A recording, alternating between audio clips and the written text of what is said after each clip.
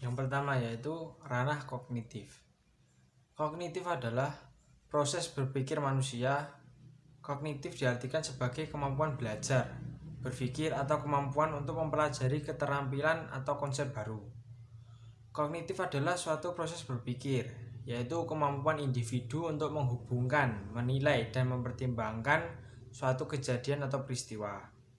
Aspek ini berorientasi pada kemampuan berpikir yang mencakup kemampuan intelektual atau mengingat sampai pada kemampuan memecahkan masalah. Ranah kognitif memiliki 6 aspek. Yang pertama, pengetahuan, hafalan atau ingatan. Kemampuan mengenali atau mengingat materi-materi yang telah dipelajari. Yang kedua, pemahaman. Kemampuan untuk mendemonstrasikan fakta atau gagasan dengan mengelompokkan, mengorganisir, membandingkan, memberi deskripsi, memahami atau terutama memahami makna dari hal-hal yang telah dipelajari. Yang ketiga, penerapan. Menerapkan materi yang telah dipelajari dengan menggunakan aturan serta prinsip dari materi tersebut dalam kondisi yang baru atau dalam kondisi yang nyata. Yang keempat, analisis. Menganalisis melibatkan pengujian dan pemecahan informasi ke dalam beberapa bagian, menentukan bagaimana suatu bagian berhubungan dengan bagian lainnya, mengidentifikasi motif atau penyebab, dan membuat kesimpulan serta materi pendukung kesimpulan tersebut. Yang kelima, sintesis. Menjelaskan struktur atau pola yang tidak terlihat sebelumnya, dan juga mampu menjelaskan mengenai data atau informasi yang didapat. Dan yang terakhir, penilaian, penghargaan atau evaluasi. Kemampuan untuk berpikir dan memberikan penilaian serta pertimbangan dari nilai-nilai materi untuk tujuan tertentu. Kemudian ada beberapa faktor yang mempengaruhi perkembangan kognitif, yaitu yang pertama, faktor hereditas atau keturunan.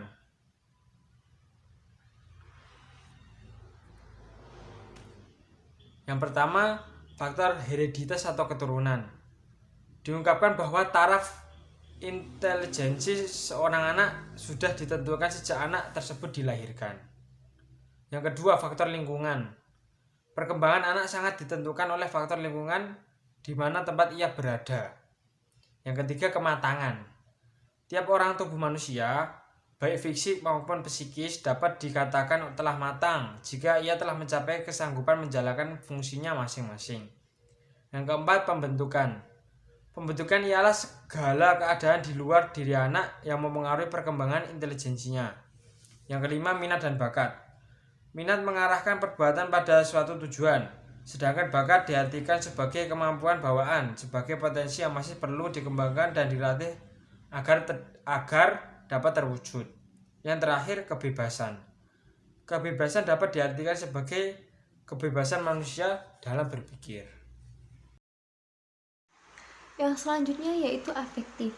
Afektif merupakan penilaian terhadap kemampuan seseorang dengan dilihat dari sikap atau nilai sosial yang diterapkan dalam kegiatan sekolah atau di lingkungan sekolah. Aspek-aspek afektif meliputi yang pertama, satu, menerima atau attending.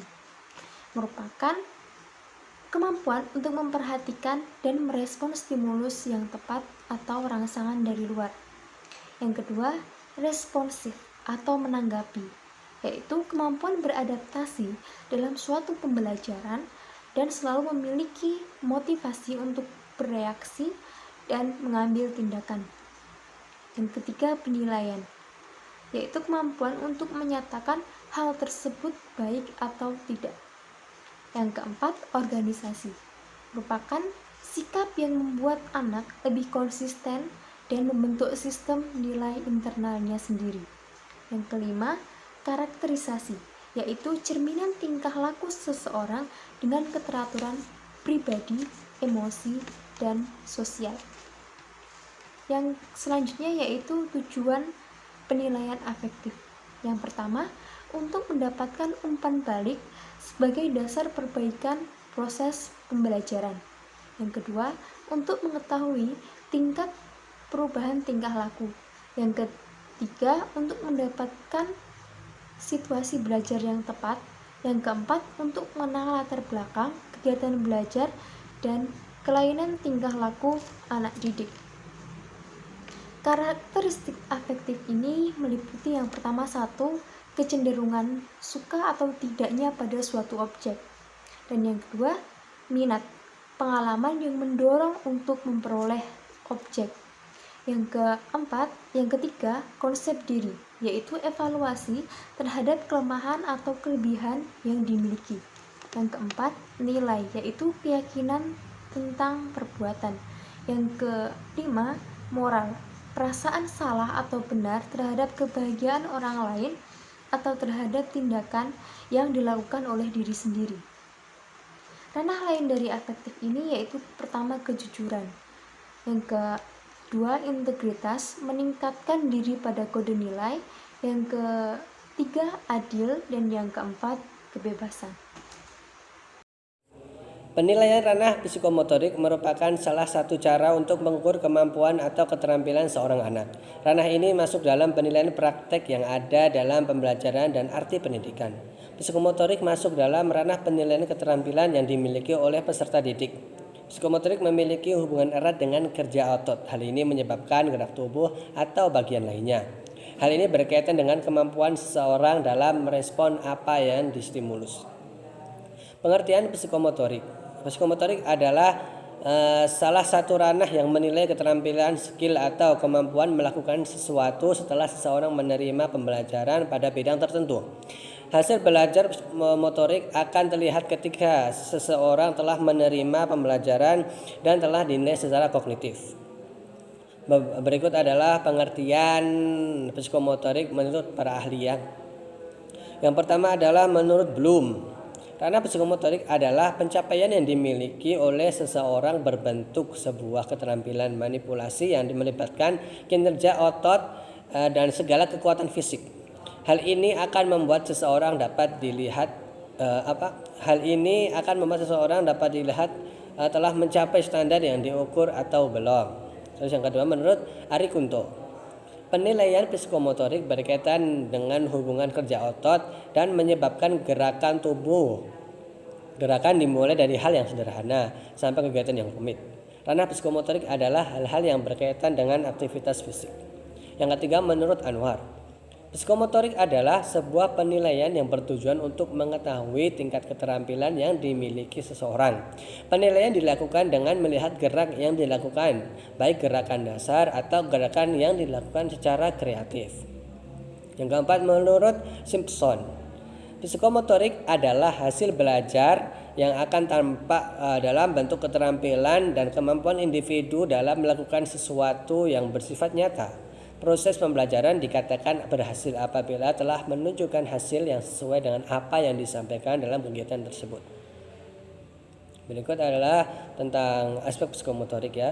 Psikomotorik adalah aspek yang memiliki keterampilan dalam melakukan segala hal. Hal ini dapat dilihat dari hal-hal yang dilakukan oleh seseorang, antara lain yang pertama adalah menirukan. Ketika anak sudah memahami atas rangsangan yang diberikan sehingga merespon dengan gerakan secara langsung.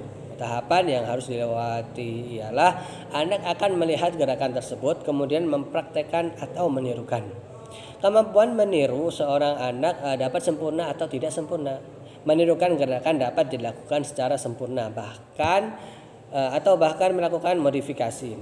Tiruan yang kurang sempurna akan mengakibatkan pada penilaian yang diberikan kepada seorang anak akan semakin buruk. Kata kerja yang digunakan antara lain mengubah, membersihkan, memposisikan, mengkonstruksi, mengatur, mengaktifkan dan lain-lain. Yang kedua adalah memanipulasi. Kemampuan menirukan suatu yang telah dipelajari dengan berbagai tambahan yang terkesan berbeda dengan apa yang dipelajari. Hal ini merupakan bentuk manipulasi dalam proses pembelajaran. Manipulasi akan ditangkap oleh pembimbing atau guru. Kegiatan ini bersifat sederhana dan sesuai dengan pengalaman yang dimiliki oleh masing-masing individu. Kata kerja yang digunakan dalam tahap ini adalah merancang, mengoreksi, mendemonstrasi, mencampur, melatih, memperbaiki, mengidentifikasi, mengisi, mereparasi dan lain-lain. Kata kerja ini dapat digunakan sebagai tanda kegiatan yang melakukan kegiatan manipulasi. Terus yang ketiga adalah ketepatan atau persisi. Penilaian dilakukan oleh peserta didik atas kesesuaian kegiatan yang dilakukan. Seseorang yang telah melakukan persisi dengan baik, ketetapan dalam melakukan beberapa hal akan membuat seseorang dinilai menghasilkan produk kerja yang tepat. Pada tahap ini, kesalahan yang dibuat dalam melakukan tindakan eksekusi suatu proyek lebih sedikit. Yang keempat adalah pengalamiahan. Ketika seorang anak sudah dapat melakukan segala hal dengan baik, maka anak akan mampu menguasai segala hal yang telah diajarkan. Bahkan dapat melakukan lebih dari apa yang diajarkan atau melakukan modifikasi dan menyesuaikan dengan keterampilan yang dimiliki dan kemampuan terus berkembang dalam berbagai situasi dan kondisi. Dan itu yang kelima adalah artikulasi. Berdasarkan apa yang dipelajari akan menciptakan berbagai gerakan baru yang sesuai dengan apa yang dipelajari.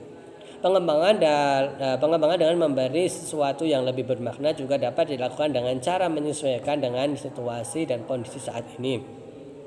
Gerakan baru yang diciptakan menekankan pada kreativitas masing-masing orang berdasarkan apa yang diperoleh dalam proses pembelajaran.